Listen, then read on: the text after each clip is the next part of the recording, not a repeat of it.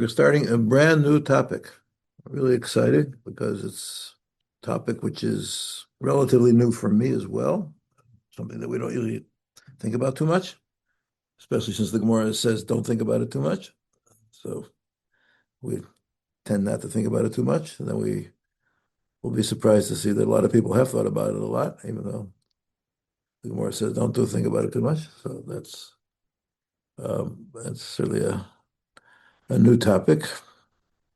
Okay, so we're starting again. We're starting the brand new section, Chishuv HaKetz, calculating the Kates.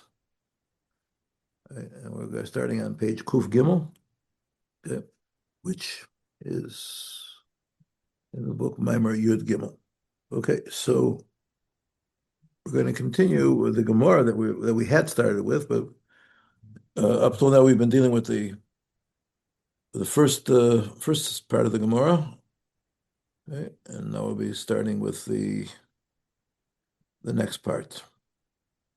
So we're on again just for everybody who's joining, page Kuf Gimel, the beginning of the new section, Chishuv HaKetz, the calculation of the Kates. Kates, the end of days.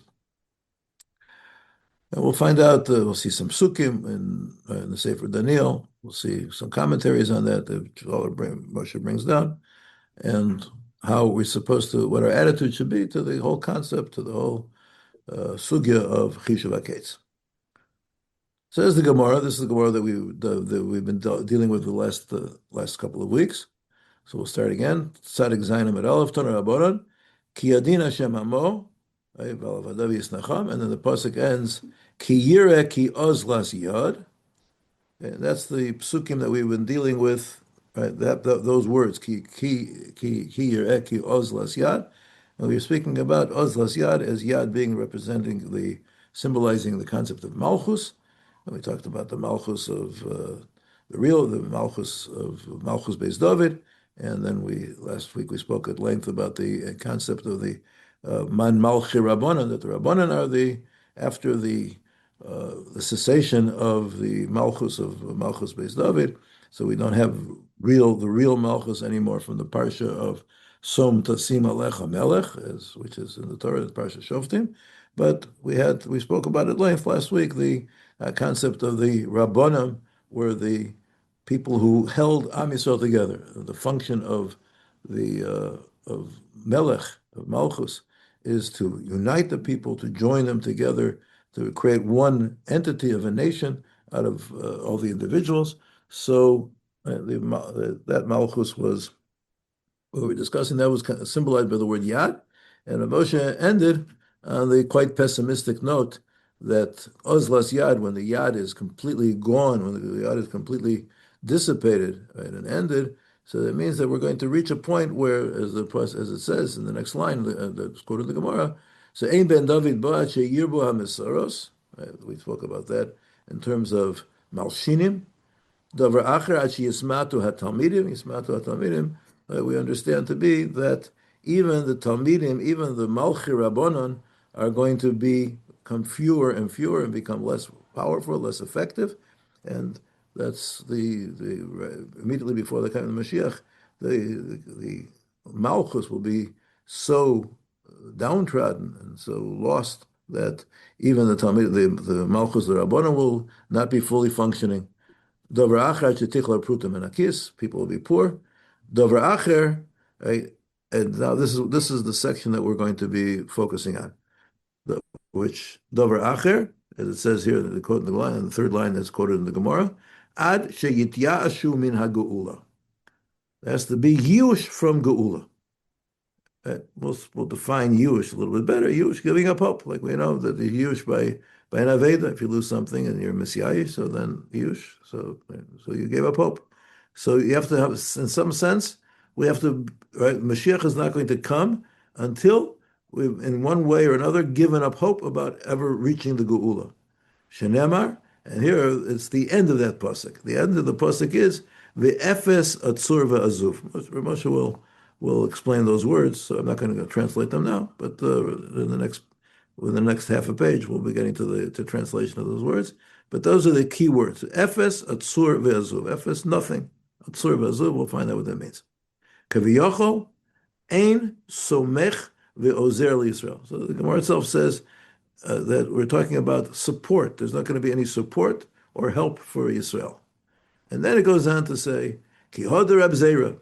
And this is this idea of Yisyashu min ha-geula, right? That is as Reb Zera said, Ki hoder Reb Zera, ki havim mashkach rabbonan de ma'aske bey, if they would find, when Reb Zera would find rabbonan who would be osek the story, in the sugi of the kates of the geula, Amar lahu, he would say to them, "B'metusa, please." B'metusa is Aramaic for please. Be'ina minaychu, I ask of you, lo terachakuhu, do not push him off, do not keep the Mashiach at a distance. The Tanina, because we've learned in a brisa, shlosha bayim behesach hadas. There are three things that come behesach hadas when you're not paying attention. The things that you'll find, right? What are they? Eloheim, Moshiach, Metzia, va'akrav. Interesting combination of things. Right? The Mashiach is going to come Hesach Hadas, Metzia, things that you find, and Akrav are scorpions. Okay, all those things, right, come when you're not looking for them. And so just like the Metzia, by definition, right, you're not looking for it, so the Akrav, you're not looking for it, right, so Mashiach also not looking for it. Okay, all of these things are not so clear, and we'll discuss them. Okay, here we quote the Rashi. Right, let's read the Rashi inside. Ki yira ki oz las yad. Okay, so this refers to the first piece. Shetelech v'techzak yadan shel mesorot umatzlichim b'malshinutan. As we spoke about the inyan of malshinutan, right? That's the mesorot, the people who give over, right? Klal Yisrael. They tattle. They tell tales about the Jewish people to the authorities, to the government, things like that. The Talmidim are the ones who hold on to the Jewish people to bring them back to Lamutav, to what's proper. Shetichle pruta, the pruta, there's not going to be any money. The ozlas yad means, according to this interpretation, right, she biyadayim rekaniot, everybody will come empty-handed. Kaviyachol, what is the Rashi translates kaviyachol, right? Here it says, Efes atzur v'azuv kaviyachol ein somek v'ozer Yisrael. So Rashi translates for those of us who want to know a good translation. Ki ilu yecholin lomar davar zeh klapi ma'ila. Kaviyachol means as if we're saying kaviyachol as if one could say these things regarding Hashem. In other words, things that we say regarding Hashem, but we have to say kaviyachol because we can't really speak about Hashem. But it's as if we're allowed to speak about Hashem if we preface it by saying, well, we're not really speaking about Hashem because we really can't, but kaviyachol. Ein ozer ve'ein somech Yisrael. What does that mean? There's not going to be any help and not support for Yisrael. Sheyu shvelim lema'od. They will be very downtrodden and lowly. V'omer ein ozer v'somech. Sheyu mityashim in agula. So this is where the concept of mityashim in agula comes from, because when we look around, we will see efes atzur v'azuv. There's no somech, there's no tomech, there's no ozer, there's nothing to help us, and we're in a situation which is hopeless. We view ourselves in a hopeless situation, and then mityashim in agula, and we figure that nothing's going to work, and then all of a sudden Mashiach will come behesach hadas. So then he says, and he saw the Chachamim de ma'askebe leda masayavo. They were osek in when Mashiach will come, and he says, please don't do that because you're pushing away Mashiach. You're being marchik him. You're distancing him instead of bringing him closer. Ve'akrav, and Rashi says what was special about scorpions. Noshecha adam pitom. They suddenly bite you. There's something that's unexpected. You're walking down, and then all of a sudden they come out of nowhere and they bite you. Okay, say it. The next piece is also a long piece of Gemara, which we're not going to do now. Right? It's because it's not directly related, certainly not to the beginning of this year, and we'll right, and we'll come back to it. Right? Let's just read a few lines from that Gemara, which will be relevant. Okay, so the Gemara says like this. We'll read a couple of lines here. So just starting from the beginning. And Tzadik Zayin on the base, right? Itmar. Right? There's other inyanim in what we just read and what we're going to be writing out, but these are connected. Itmar. Tanya, we learned in the Brisa. Rabbi Nosson Omer, Mikra zeh nokev v'yored ad tohom. There's a pasuk which it penetrates to the depths. Okay. What's the pasuk? It's a pasuk of the Navi Chabakuk. Right? The Navi says, Ki od chazon lemoed v'yafeach leketz v'lo yechazev. Right? Od chazon lemoed, there's time in the future. Right? V'yafeach leketz. Yafeach means that they will speak about. Rashi translated v'yafeach will speak about the end. V'lo yechazev, and it will not be false. Im yismamea, if he delays, chake lo, wait for him. Ki bo yavo lo yacher, because he will come and he will not delay. And then we'll skip a few lines, but then go down to 1, 2, 3, 4, 5, 6, and the sixth line of this piece. Mai v'yafeach leketz lo yechazev. Omar Reb Shmuel bar Nachmani, Omar Reb Yonasan, tipach atzmon shel mechashvei kitzin. Right? Tipach, the bones of the mechashvei kitzim should be somehow blown up, right? Not a nice thing to happen to you, right? Shoyu omrim, because the people would say, kiven shegias haketz v'lo ba. If right, people who calculate the kates, and people say, well, people calculated it, and the Mashiach didn't come when people said when it was predicted, shuvenu ba, right? Ella chakelo, shenemar im yismameh chakelo. Okay, well, that's enough just now to see what we have to see. Well, let's start the shir itself. Everybody turn to page Kufay. Okay. Okay. So there's going to this shir is a long one, and really there's until he gets to his chiddush, it'll take a few pages, and I don't believe we'll get there today. Today we'll just be seeing the background, the information, the introduction to the sugya, right? And Moshe's Iker Chiddush is not going to come until the second part of this particular shir. And as I say, I don't believe we'll get there today, but Mirz Hashem, we're building up to it one step by step. Okay, so the Maimer Yud Gimel it starts with 3 words. The headline, the title is Stom Hadvarim V'Chatom. Okay. This is said to Daniel. Okay, and there are several places in Tanakh where the prophecies about the end of days are, but the most prominent and the most, so to speak, explicit that there's a lot of words spent, but it's not so explicit because nobody knows what those words mean.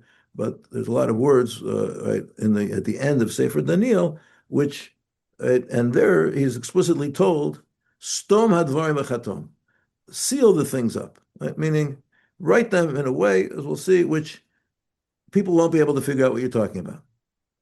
That's the kids are what satom hadvarim. It should be satum v'chatom, and seal them, and the whole point of Moshe's shir here is trying to understand what's the point of writing things which can't be understood, and what's our point of learning things which we won't be able to understand anyway. Right? Why are we involved in this exercise if it's not meant to give us real information? Okay, as opposed to, and Moshe says later, as opposed to divrei Torah. Divrei Torah are always supposed to be giving us information which will guide us, will teach us, which will enlighten us, which will inform us about how to behave, which will inform us about right ideas, right? And here we're given a lot of information which we don't even know how to decipher really, and there's as many commentaries as there are on the Tanakh. That's how many interpretations there are, and as many calculations that have been made over the last 1,000 years, or 900,000 years, even from the time of Rabbi Sadia Gaon, of predictions of when the Mashiach will come, and unfortunately, none of them have turned out to be true. So, and there are many, and Rav Moshe will quote them in the Sefer here, things that were said that, that some of them that said that turned out not to work out. Okay, so this is the sugya here. Chishuv v'limud haketz. Starting, Hayush mevi lidei mevi et hagula. It's yush. Okay, giving up hope. Mityashim and agula. These are the words of the Gemara, right? That the Mashiach is not going to come. Achi Yashum and agula. Biarnu shegemara. Excuse me, I misread that. Biarnu shegimel mandi amrim rishonim. The first three opinions in the Gemara. That is, as we said, Yarbu HaMesorot, or Yitmatu HaTalmidim, or Tichle Pruta Menakis. Those three first Mandi Omrim, those three opinions. Bayom Levaer Mahu Azlas Yad. They're coming to explain the phrase Azlas Yad. That was the subject of the last year. Mandi Omar She'ein Ben Davi Ba'ashi Yityashu Ben Agmagula. Ba'levaer Tzofa Pasuk, as we just said, is coming to explain the end of the Pasuk. Ve'efes Asur Ve'azuv. Uperish HaMilah Efes. What does Efes mean? Ze milashon manua. Manua means something that can't be, right? It's min hanimna. It's something, right? Limnoa is to prevent something, right? And manua means it's prevented from happening. And it's as we'll see. Rambam b'Parsha Shlach ala pasuk efes ki az ha'am. This is where the place where in the Torah the word efes is written.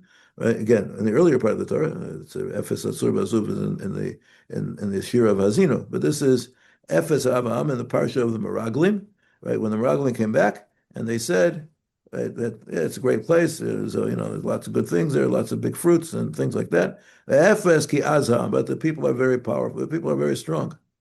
So Shamila Efes, the Ramban writes as follows: Eina rak shlila. It's not just negation. It's impossible and it can't possibly be true. Right? If I say that it's not raining outside now, that's just negating the rain, right? If I say Ephes, right, that means that it can't possibly rain, right? We're in the summer in the Sahara Desert. Then it would be Ephes. Okay. So there's Shlila, there's negation, and then there's Ephes, which is the ultimate negation, which is that it can't possibly be true. V'cheinam alashon, that we say in Aleinu, emet malkeinu efes zulato, right? Shonem alashon ve'ein zulatecha. Right? Sometimes we say in our tefillas, ein zulatecha, like in Birchas Kriya Shema of Shabbos, just before Kel Adam, we say ein zulatecha, right? There's nothing besides you, right? Right? In other places we say that too, right? But Efes Zulato means there's no possibility of anything else existing. That's a much stronger lashon, right? The Gesheomrim Efes, Hakavane she'ein Zulato mipnei shelo yitachen she'yeh mishu acher. If I say there isn't anyone else, okay, there isn't. It could be a true fact. Efes means there can't be. Okay, that's what it means. So Efes Asur Ve'azuv, there will be a situation where we will perceive that the Atzur V'Azuv, which we translated as the Somech Ve'ozer, there's nothing. Right? We will view it as a total yush. There's nothing that can pull us out of the desperate and the terrible situation that we find ourselves in. That's Ephes. Okay. So now, Yush Gula Minual Milavo. So that means, that's the next paragraph, that the yush is that Gula can't be. It's not that it isn't, but we'll come to the conclusion that it can't be. V'kach yeh b'sof hagalut. Sheyeh matzav shenireh shegula lo yechola lavo. Can't come. V'zeh nikra nityashu min hagula kamo aveda. Lost object. Hityashu mimenu. The owner gave up hope. V'hikvar lo mitbakeshet. You're not looking for it. Right? He gave up hope. Shezeh mesulak me'amachshava u'me'atikva. It's completely removed from your thoughts, from your hope. I'm never going to see it again. Right? Right?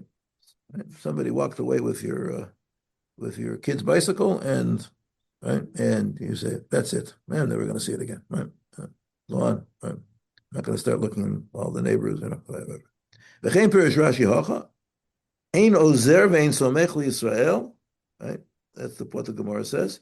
Shiyu shvelim limaod. They will be very lowly and downtrodden. V'omer ein ozer v'somech sheyu mityashim in agula. The Rashi mevaer lashon azuv. Again, what does azuv mean? Here we come to the parish of the word. So he says that Rashi relates the word azuv milashon azov to azov imo. It says that when your neighbor's donkey falls down, it says you should help him. You should lend a hand, lend your shoulder, right? Right? Help him reload his donkey if it falls down. Right? So azov tazovimo, help him. There's not going to be anybody who's going to lend a hand. That's the yush. It's not going to happen, and there's nobody to rely upon, and and things are just very, very hopeless. That's what yush means, hopeless. Okay. Umavur Gemara. Okay. By the way, I'm still encouraging people to ask questions. Umavur Gemara, but wait till we finish the paragraphs here. Umavur Gemara. Yush hazehu t'nai begeula. It's a t'nai. It's a condition.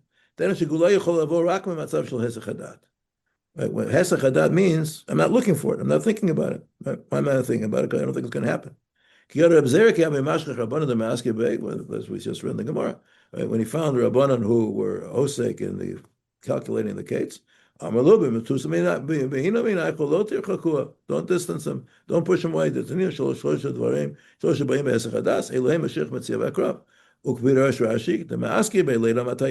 osek in trying to figure out when he's going to come. Right?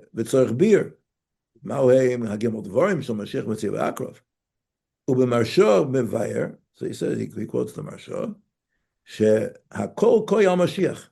All three things, right? In other words, it's not three different things. They're all talking about the Mashiach.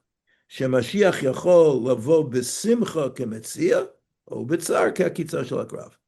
The Mashiach is going to come b'hesach hadas as a total surprise, without our waiting for it, without our expecting it, right? But it could come in two ways. It could come in a way which is a pleasant surprise, or it can come in a way which is a very unpleasant surprise, right? If you find walking down the street and you find a nice mitzvah, right, which has hefker, which is right, and then well, that's wonderful, right? You feel that today's my lucky day. If you're walking down the street and you get bitten by a scorpion, you say, oh, today's my not so lucky day. Okay, Seder, that's. But it could be one or the other, but Mashiach is going to come in that way. So that's according to the Marsha. It's not three different things we have to break our heads and figure out what do they all have in common. They all have in common is that it's one thing. Mashiach can come this way or that way. Amnam al kolpanim katuv kan shnei chedushim. Shemashiach chayav lavo b'matzav shel yush ubeofan bilti tzafui. Got to come yush and unexpectedly. Bet. שההתעסקות עם הידיעה מתי יבוא מרחקת את הגאולה. It pushes it off. וזה צורך ביור. Right? So that's the second chiddush is also, right, requires an explanation. Teinach שצריך לבוא בהסך hadas. Okay, granted, that's I can understand. Right? What's one thing? Hesach hadas. It should be unexpected, which, right? Even if we assume that to be true. Why does it distance it? Right? Why? I mean, you'll argue that again. Then it's not hesach hadas. So I'm not quite sure what the second question is. Then, but you're saying exactly what is this aspect of merachek, right? Merachik et hagula. And what is this? Okay. So again, all of these are introductory questions, or Moshe is just throwing out the problems that we have to think about. Okay. Heter chishuv haketz l'zman karov. Like od yesh tema. He says again, the secondary headline is Rabotenu chishuv kitzim. Right? We got plenty of rabbis who've done this. Od yesh tema. Shelichora misugya zu kashem od al ma shematzanu kama v'kama rishonim v'achronim shechasku b'chishuv haketz. There are many, right? Rishonim and Achronim, right? Who were osek in Chishuv HaKetz. Kemo she'yadua me'haramban b'Sefer HaGeula. Okay, the Sefer HaGeula is available. I have it in my right in front of me here. Where the Ramban, it's written in the Kitvei Ramban, which was put out by Moshe of Cook about 50 years ago or something, maybe more. Okay, probably more. 68 would be about 60 years ago. Right? So this is printed there. The Rambam be'igeret Teman. We know the Rambam. There's a famous letter that he wrote to to Mechazek, the Jews of Teman of Yemen, who were very severely persecuted by the Muslims, and were giving up hope, and many of them were under the threat of forced conversions to either convert to Islam or die. And the whole story of the Iger Teman, which Rambam wrote to be Mechazek them, and they also wrote about the Kates. Right? Again, the Rambam writes it benogel in the Chazarat HaNavuah. We'll see that the Rambam writes it not regarding Mashiach, but regarding the return of prophecy. The Rambam gives us a date for the return of prophecy. The Barbanel, the Malbim, the Od Marabim Kamotam, right? Many people. And here in footnotes we're going to have we'll see the Malbim. He quotes here the Ramban and the Malbim in these footnotes. The Od Rabim Kamotam and many others like them. The Kan Katuv Shezem Rachekat Agula. Okay, so that's a big problem. Okay. So the teretz is on the next page, right? Well, let's see the teretz first, and then we'll see. Then we'll maybe look at some of the sources in the footnotes, right? So the teretz on the next page says the Ramban's teretz is ubemet haRamban hikshak kvar al atzmo. Right? The Ramban himself asked against himself. Right, the Gemara that we saw, that their bones should be exploded or swollen, right? Because of al-zeh, she'isur zelo. So the Ramban gives the following teretz: she'isur zelo nemer al biyachas lizmanam. It was talking only in the time of Chazal. She'uru chokim izman ha'geula. It was a long way off. Right? Chazal knew that it wasn't going to happen right away. Right, and it was a long way off. Right, it's hundreds and decades, centuries away. All right, so that's why they said, "Al bizman karov, right? Ein lachush lazeh." But if you're near the end, then you don't have to worry about it. Then that wasn't the problem. Ve'amalbim himshil zot livnei adam shayu nosim b'derech she'orechet kama v'kama yamim. Let's say you're going on a long trip. The guy who at the beginning of the trip, right, ask, when are we going to get there? Right, you might have a nudnik kid like that in the back seat of your car, right? You're going on a 3-day trip, and he's after 25 minutes, he's saying, when are we going to get there? Right? Mashtikim oto. You shut him up, right? You can't ask me questions like that. Right? But at the last day, right? That's great. You're near the end, so then you want to know. Will we get there 1 o'clock, 2 o'clock, 3 o'clock? When are we going to get there? So when you're closing in, then it's okay.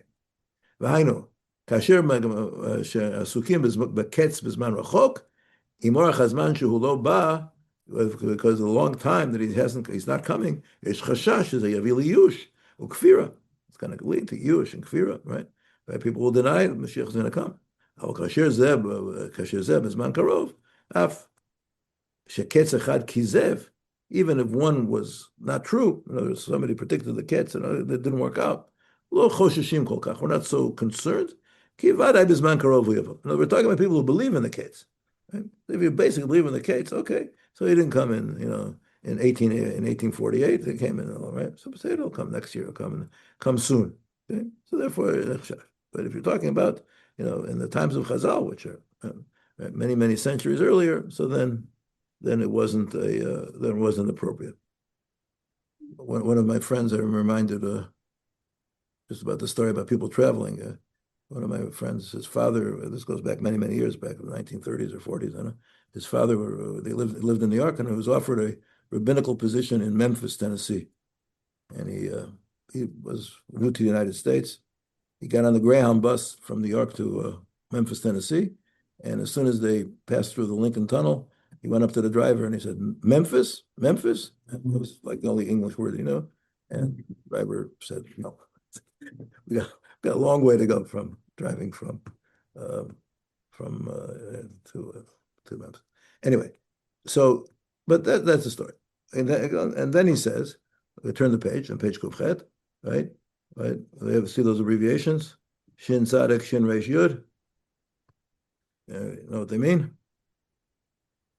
Shin Tzadik, Shapsai Tzvi, Shin Resh Yud, Shem Rishayim Yirkav.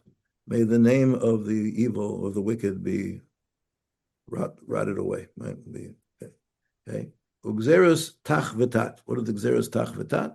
Those are the Gzeros. Tach is the year Tavchet, which was the year 1648, and 1649 Tat. And those were the terrible years of the pogroms of the Khmelnytsky Cossacks in the Ukraine, who killed thousands and tens of thousands of Jews. And it was really one of the lowest points in Jewish history. And certainly uprooted communities and destroyed many communities, and it led to a great yush, right, at the time of in these Xeros of Tach V'Tat, very well known in our history, the years 1648 and 1649. Okay, so bemet, he says, hachashash hazeh hitamet, it came true. Bizman Mashiach HaSheker HaYadua Shapsai Tzvi Yimach Shmo Shem Yishem Yirkav. She'achar shekizev, after he turned out to be a false Messiah, hayu rabim shekafru, there are many who denied, many people who were kofrin. V'chiyadua hahitorerut ahilagula ba bikvot atzarot rabot shavru b'shnat tach v'tat. There was that hitorerut came because of the great desperation and despair that the Jewish people felt at the time of the Gzeros of Tach v'Tach. Sheholidu tikva b'leiv rabim shel-gula tzricha lavo. Many people have said it's got to be Mashiach is coming. This is really, the worst possible things, right? And it would really, in terms of, I mean, the little history that I've read is, that in certain, compared to a Holocaust would be, it was, number-wise, it was really, given that geographical area there, it was really very horrible times, okay? Right? And they gave a remez to the thing. It says, Bishnat hayovel hazot, tashuvu ish al achuzato, right? And something about zot, right? Zot, if you look in Gematria, the word zot is tavchet, right? Okay? Gematria is tavchet, so they have a remez, right? Bishnat hayovel hazot, and this yovel, your tavchet, tashuvu ish al achuzato, you shall return each person to his inheritance. Add to the extent that Rosh Hashanah the Ahishata, and Rosh Hashanah of that year, Amar Echad Migdolei Rabotenu, one of the Gedolim, got up on Rosh Hashanah. V'yesh Omrim Sheyazeh Shach Be'atzmo, the well-known Shach, the commentator in Shulchan Aruch and Yerodei and Choshen Mishpat, right, one of the primary foundations of Halacha, right? V'nishba, and he swore Shvua Chamura b'Sefer Torah. Mashiach lo yavo b'shana zu. He took a shvua that Mashiach is not going to come. V'kinei she'asa kein midin horat shah b'tzad achshash she'yavo l'chbor. He said that people are going to come to be kofar in Mashiach, because if people think Mashiach is imminent and then it doesn't show up, then it's going to be very bad. So he took a shvua that the Mashiach is not going to come. Right? It reminds me of a story that I heard about Rabbi Yaakov Kamenetsky, Zecher Tzedek Livrocha, when he was Rav in Toronto, right, in the 1940s. Somebody, one of the Balabatim in the shul, who was not Shomer Shabbos and didn't keep kosher, came to him and said, Rebbe, I want you to help me kosher my kitchen. So he said, what, I mean, that's nice, but why? So he said, because everybody's speaking, Mashiach is coming, and and I want to make sure that and I know that I'm not so kosher, and I want to be a better Jew. I want to do I want to have a kosher kitchen. So Rabbi Yaakov said to him, "Don't worry, Mashiach's not coming. You don't have to worry about it. You don't have to kosher your kitchen."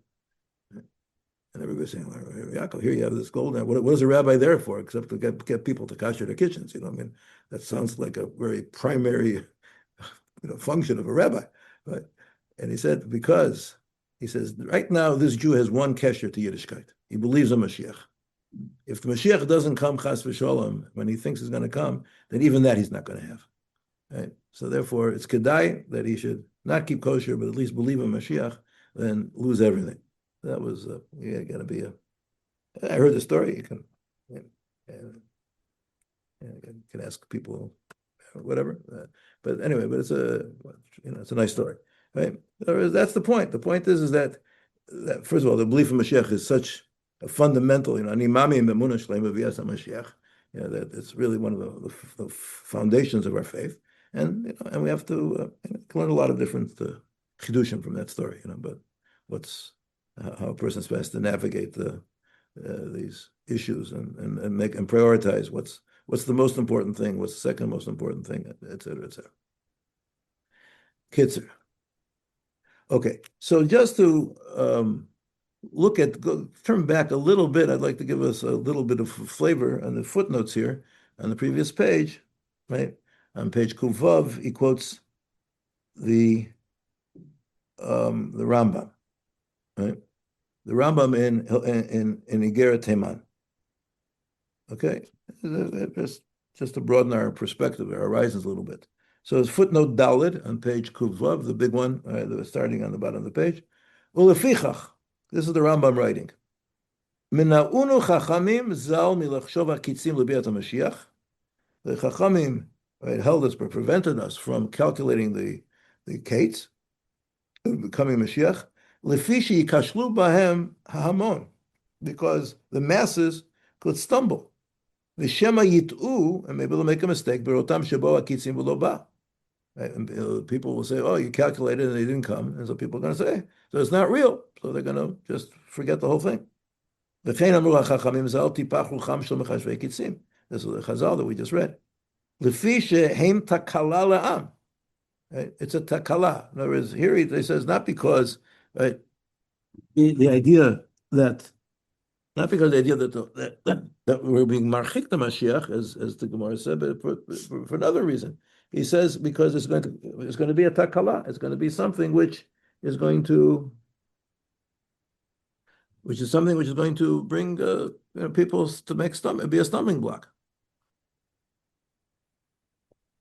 Lefichach hitpalalu aleim chachamim shetipach datam v'yishchat yishachet cheshbonam, that their das should be completely should be destroyed. In other words, we shouldn't pay attention to them, and all the calculations should be disregarded. So now the Rambam is bothered by a question, right? What about Reb Sadia Gaon, right? Okay. I mean, for those who know, Reb Sadia Gaon, right, extensively wrote about the Mashiach and he made calculations. Reb Sadia Gaon lived a couple hundred years before the Rambam, right? V'anu danim et Reb Sadia lekaf zchut. He says, so why did Reb Sadia go? So he said, we have to be done l'chaf zchut favorably. V'nomar will say, Shema mashe vili inyan zeh. Why did he do it? V'afal pisha yodea shetor asra zeh. He knew that the Torah said you shouldn't do it. So why did he do it? Lefisha yu b'nei doro ba'alei svarot rabot nishchatot. Because those people in his generation had very bad hashkafas. V'kimat shetovat Torah Hashem. And it was almost to the point where the Torah would be totally lost. Leihu alav shalom. And if it weren't for him, lefisha hu gila min Torah ma sheya nelam, v'chizek mimeno ma shenidaldel v'odio b'lashon. He revealed from the Torah that which was hidden, ma sheya nelam. V'chizek mimena, from that he strengthened ma shenidaldel, the people who had become impoverished spiritually. Right, and he made it known with his speech and his writing, with his pen, with his quill. He wanted to get the people together. To strengthen them. In other words, he did it because he saw that people were getting totally in despair. And he said, I have to strengthen it, so let's make cheshbonos and give people some hope, even though at the end of the day it might backfire, but it's still, he understood that the situation was so desperate and so critical that something must be done to step in before everything fell apart. Right? And clearly, right, the Rambam is defending him. He certainly, Rav Sadia certainly intended, was kavanas l'shem shemayim. And don't say, well, but he made a mistake, so let's have tainas against him. Okay. And then the Rambam goes on and makes his own calculations. Okay. After telling us that it's a terrible thing to do, right? The Rambam goes on and makes his own calculations, but as I mentioned before, it's not calculations about the Moshiach, it's calculations about the return of Nevuah. Okay. So right, he calculates, I don't want to read it through, it'll take a long time, but he calculates it as something that, right, the Nevuah of Bilam, right? He calculates, and he says that he calculates that from the beginning, from when the Nevuah of Bilam was said, the pasuk he quotes, "Keik Yamer Yaakov Yisrael Mapa El Kel," right? That he calculates that what that means is that as many years as there were from creation until the Nevuah of Bilam, in the 40th year of the Bnei Yisrael in the desert, right? So that's how many years will be until Nevuah returns. Okay, so he makes a cheshbon. I'll just give you the numbers. I wrote it out here. He makes a cheshbon that Nevuah of Bilam was right in the year 2,488 from creation. These are all the numbers that are here written here. I just speaking it out right quickly. So it was the year 2,488. So if you double that, right, because if there was it was the double that time of it's from that time and plus another time at the same time. So it comes out to 2,488 times 2 is 4,976. So the Rambam predicted that Nevuah would return in the year 4,976 to creation, which, as we all know, is the year 1216 in our common era. Okay, so the Rambam, who lived a little bit before that, said that he lived in the 1100s, right, said that prophecy is going to return in the year 1216. Okay, so he says, I'm not telling you when Mashiach has come because that's usher, but I'll tell you when prophecy will come, and then we'll know that certainly prophecy is the return of prophecy is going to be a precursor to the coming of the. If you the next is he brings the Malbim in footnote Hey. And the Malbim lived in the 19th century. So the Malbim's dates, right, were something like, without going into the Heshbonos, were between 1913 and 1928. Right? And he predicted that Mashiach will come. So unfortunately, both 1913 and 1928 have passed and haven't come. Right? And okay, so that's different cheshbonos. Right? So. Right. So that's just to give us a little bit of a flavor. There's a vast amount of writings, and these go into calculations. Right, very, as we'll see, some of the psukim in Daniel, which we're going to be reading today or tomorrow or next week, going into the very hidden hidden words of cryptic words of Daniel and all of this, calculations about calculations. Okay, so that's so far, so that's good. Now, excuse me. So now we're going to start getting into the sugya. Okay, let's see. Bior psuke aketz b'derech efsher. So he says like this. We have two problems. There's two reasons not to figure out the kitzim.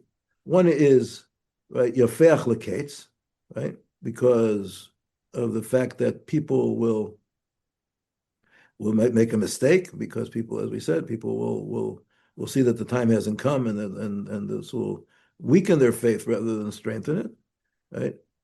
Right. So okay, so we can say that it's like the Ramban said, that it's near the end of the time, and and so we're getting closer, so we can start getting involved with it because it's not such a far away thing.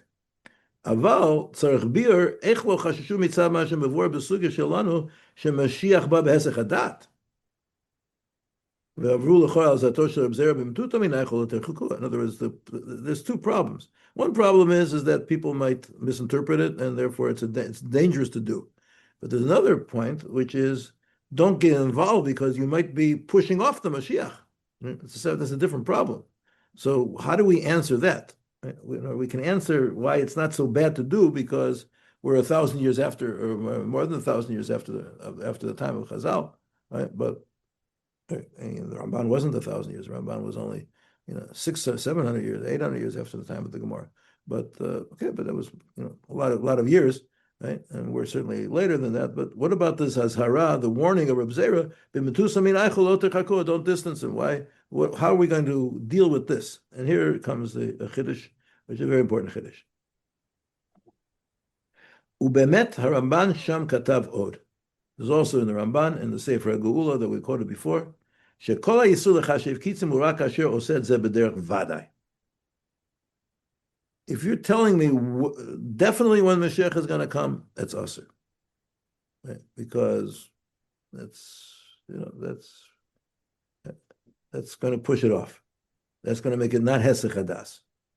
אבל אנחנו איננו באים אלא לפרש הכתובים שבספר דניאל, והכל בדרך אפשר. What we're doing is we're reading it and saying this is possibly what it could mean.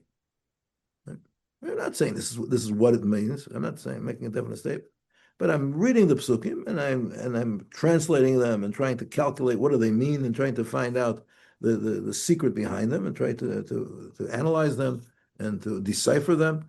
And so then I'm saying this is a way of interpreting the psukim, right?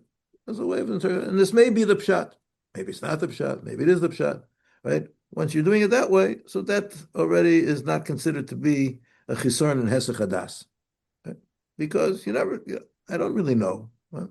But since, and this is, as I said, the second part of the shir, which we're not going to get to today, right? The second part of the shir is going to explain the theory behind it, why it should be this way, right? Why the structure of history, right? And we'll talk about the relationship between the days of the Mashiach and Olam Haba, and deeper concepts.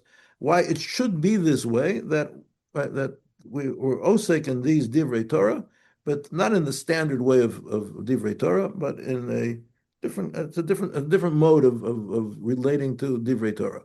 Right? It's relating of divrei Torah derech efsher. Maybe it means like this, and maybe it means like that.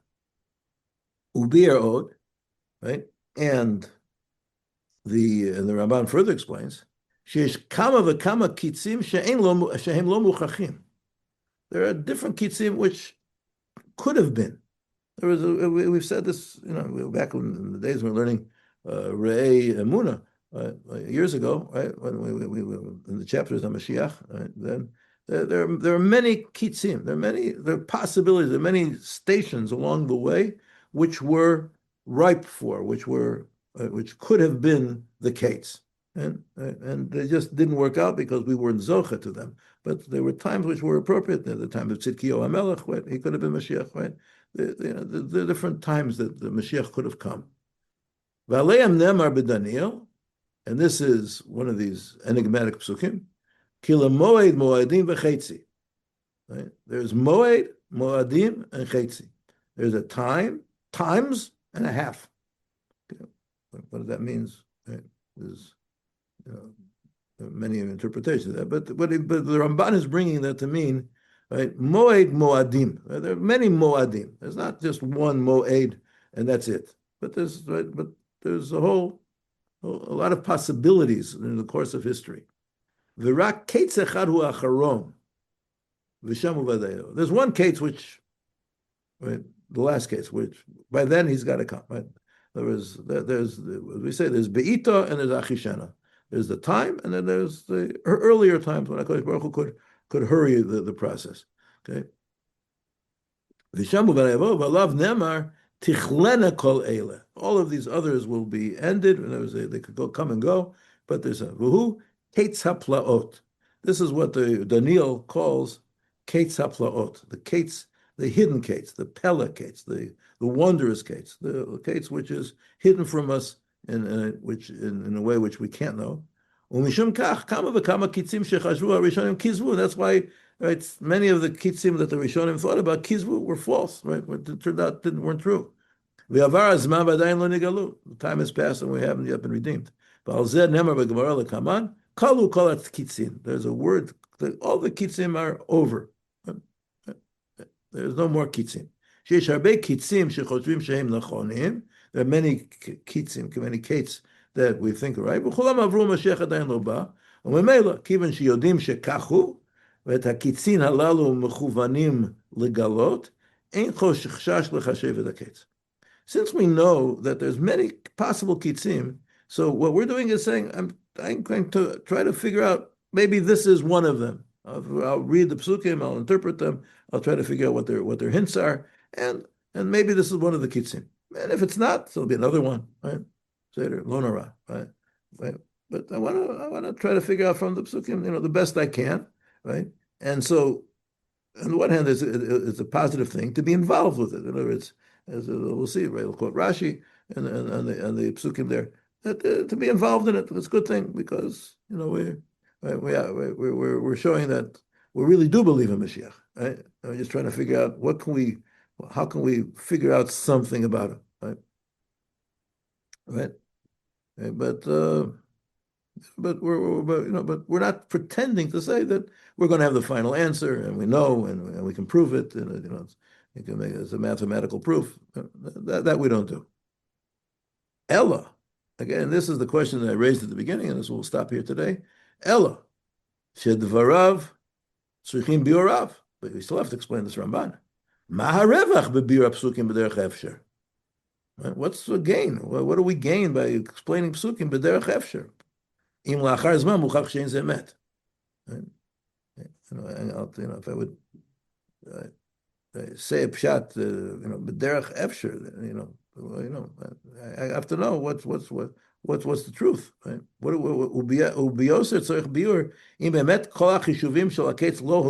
If they didn't help all these cheshbonos, there were many times when they calculated and they weren't correct. Why do they keep on doing it? Right? Why, good. So the Ramban lived in the 13th century, Beseder. Okay. So but the Malbim lived in the 19th century, and the Malbim saw, he saw the Barbanel who lived in the 16th century, right? So, they're all, they all know the sorry record of all these predictions, right? So why are they keeping on doing it? What's the gain? Okay, Umadua, right? Kilu rabotenu et zmanam b'davar she'efshar lamod alav.